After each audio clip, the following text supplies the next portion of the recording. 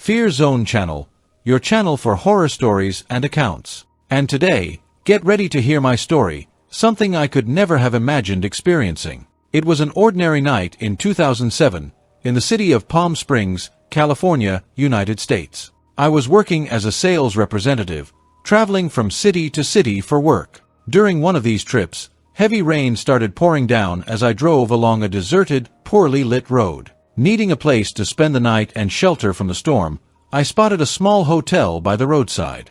It didn't look like the best place, but it was the only refuge I found at that moment. As soon as I parked the car in front of the hotel and got out of the vehicle, something caught my attention. Near a streetlight, I saw a strange figure. The rain and darkness made it hard to see, so I got back into the car and squinted, trying to get a better look at what was in front of me. What I saw made my heart race.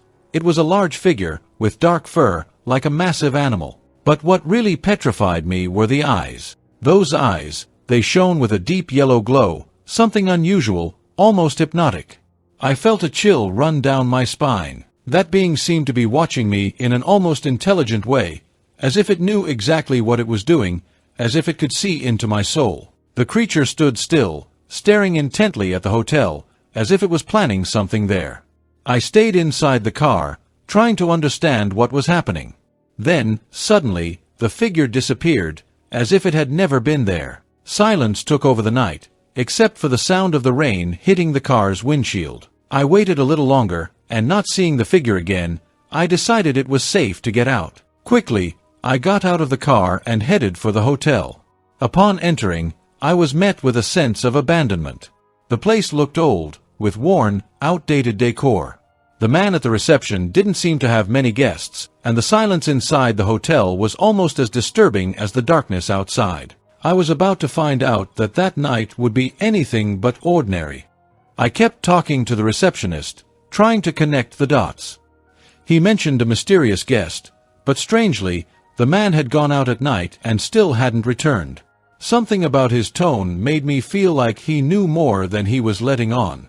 The receptionist seemed genuinely worried about this guest and asked if I had seen anyone around. I told him no, that I hadn't seen anyone. The silence that followed was heavy, broken only by the distant sound of the wind blowing through the trees outside. Still shaken by the glowing-eyed figure I had seen on the road, I chose not to mention what I had witnessed, at least for now.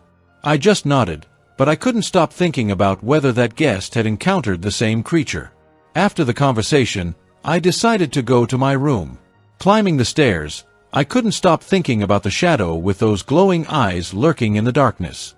When I reached my room, I opened the window and looked out. The forest around was dense, dark, impenetrable. There was no light, no movement. Everything seemed calm, but a feeling of unease crept over me, as if something was about to happen. I tried to calm myself, forcing some rest, but after a few minutes, I heard footsteps. Faint, but clear. They were getting closer to the hotel. The sound echoed in the stillness of the night, making my heart race.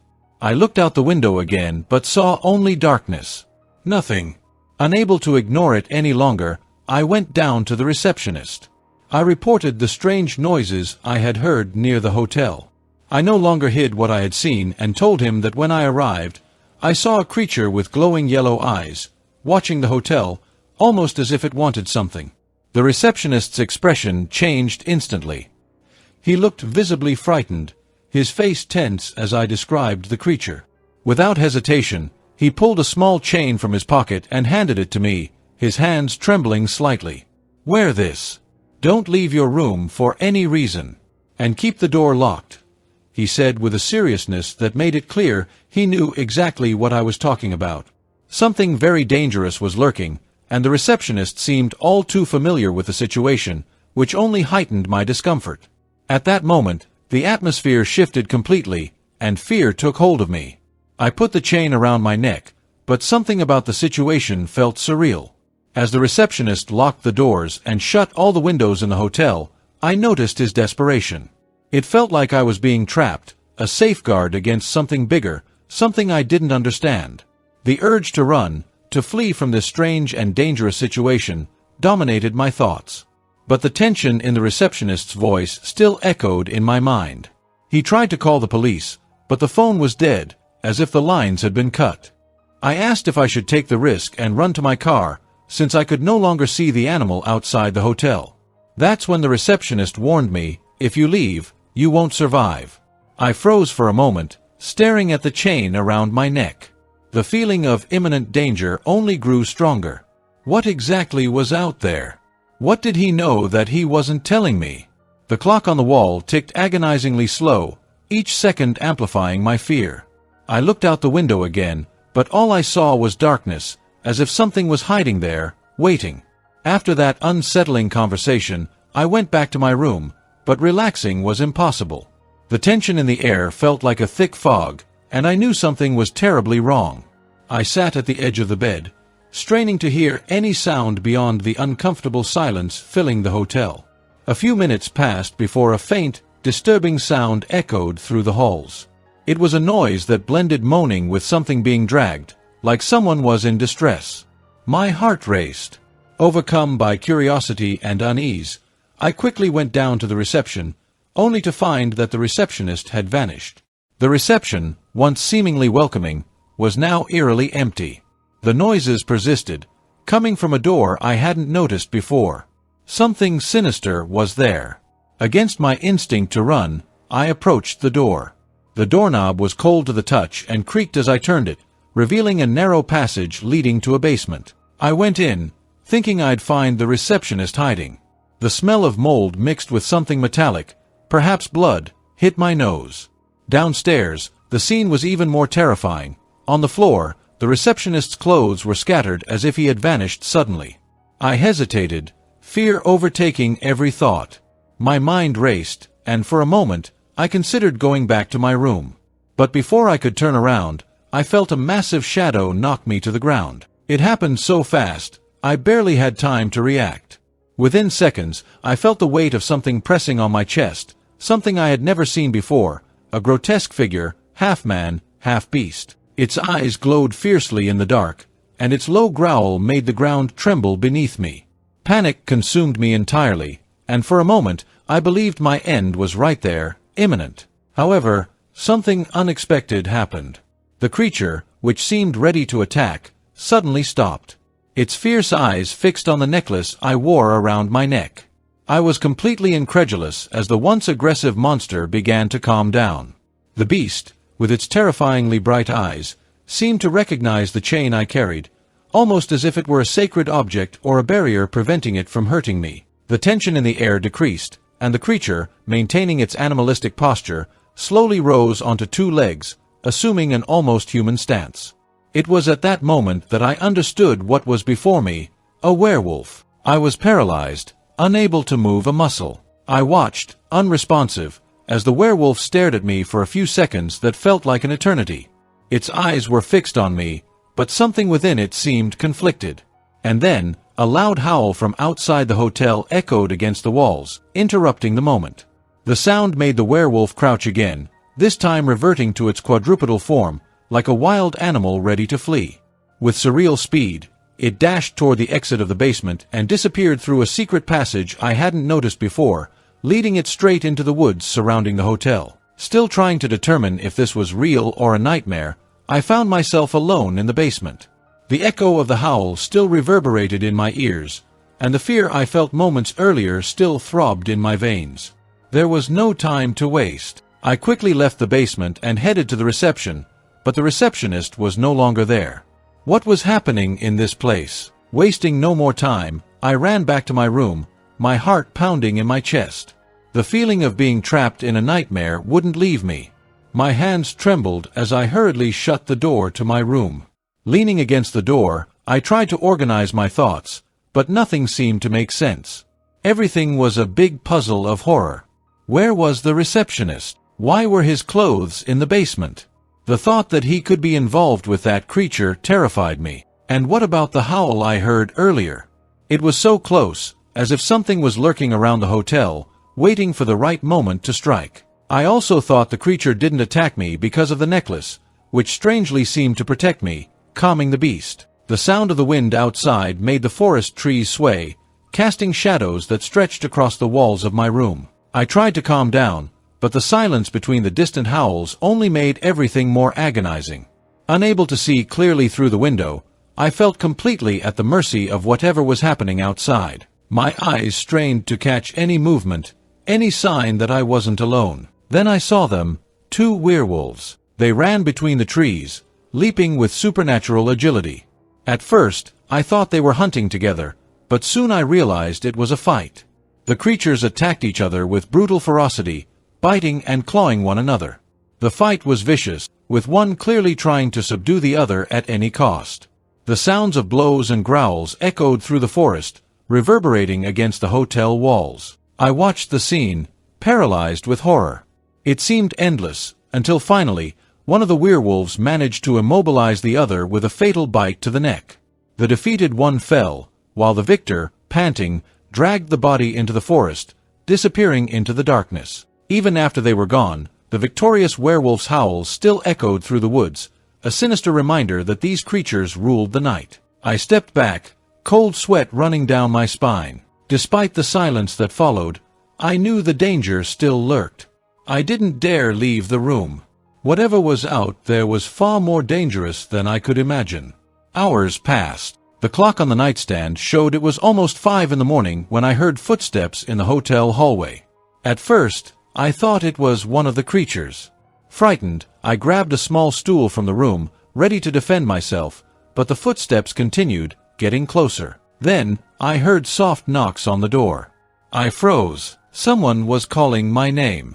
The voice was calm, but there was something about it that put me on edge. I didn't respond, hoping whoever it was would give up and leave. But the knocking continued, and the insistent voice seemed to know exactly that I was there. Trying to control my breathing, I approached the door and looked through the peephole. What I saw on the other side left me more confused than ever. It wasn't the receptionist, as I had feared, but another man, completely wounded. His face was covered in deep scratches, and his clothes were torn and bloody. It was the other guest, the one who had gone out during the night and hadn't returned. I hesitated, but something in the man's desperate expression made me open the door. He said the werewolf had attacked him and that it was after him. As soon as the door opened, the man practically fell into my room, holding onto the doorframe to keep from collapsing on the floor. His eyes were glazed with fear and pain. I didn't know if I could trust him, but one thing was clear: that man knew something, and he might be hunted. The scratch marks on his body were evident. He could have been attacked by werewolves. He looked directly at the chain I was wearing and said it belonged to him. I held the chain in my hands, feeling the weight not only of the rare metal but also of the words he had just spoken. My heart raced as I tried to process everything. He then revealed that he was one of the werewolves and that the hotel receptionist was one too. The pieces were starting to fall into place, but I still didn't know what was harder to believe: that supernatural creatures really existed or that I had been so close to them. The strange man gave me a look that mixed urgency and threat. I felt a chill run down my spine as I noticed his tone of voice had changed. It was no longer just a request, but a veiled command of survival. "You don't understand, Morrow. This chain isn't just a common protection. It contains orichalcum, a metal that nullifies any curse. Whoever wears it cannot turn into a werewolf. The receptionist, he stole this chain from my family, and I came to get it back. Unfortunately, he gave you the chain to protect you. He wasn't lucky in the fight. I defeated him and killed him." The silence in the hotel was suffocating. Outside, the darkness seemed to move on its own, as if it were alive, watching every detail. I hesitated, gripping the chain tightly, but when the stranger reached out his hand again, I knew I had no choice. Giving up the chain meant relinquishing the only security I had, but not giving it up could bring even worse consequences. Reluctantly, I placed the chain in his palm, feeling a shiver run through my body. "Good choice," the stranger murmured as he put the chain around his neck. "Now, get out of here. Quickly. And remember, if you tell anyone, no one will believe in werewolves. But I will know. And I can guarantee I'll find you, wherever you are." With no other option, I watched the man grab the hotel's register book and leave as if it were the most natural thing in the world. Outside, he mounted a motorcycle parked in front of the hotel and started it up. The sound of the motorcycle shattered the silence of the night, and within seconds, he vanished into the darkness of the road. I was completely terrified by everything that had happened. I didn't want to be suspected of any crime, and fearing the police, I realized there was nothing more for me to do there. The weight of the incident felt unbearable. I took one last look at the empty hotel before deciding there was nothing left for me there. If I stayed, I would be questioned, and who would believe that two werewolves had fought in the middle of the night? To avoid the risk of being implicated in any crime that occurred that night, I started the car. The engine broke the silence of the night as I drove back home. My mind wouldn't stop spinning around everything that had happened at the hotel. The mystery involving the receptionist and the strange guest wouldn't leave my head. The next day, while having my coffee, I came across a disturbing news report on TV. The receptionist's body had been found in a thicket near the hotel. It appeared to have been attacked by a large animal.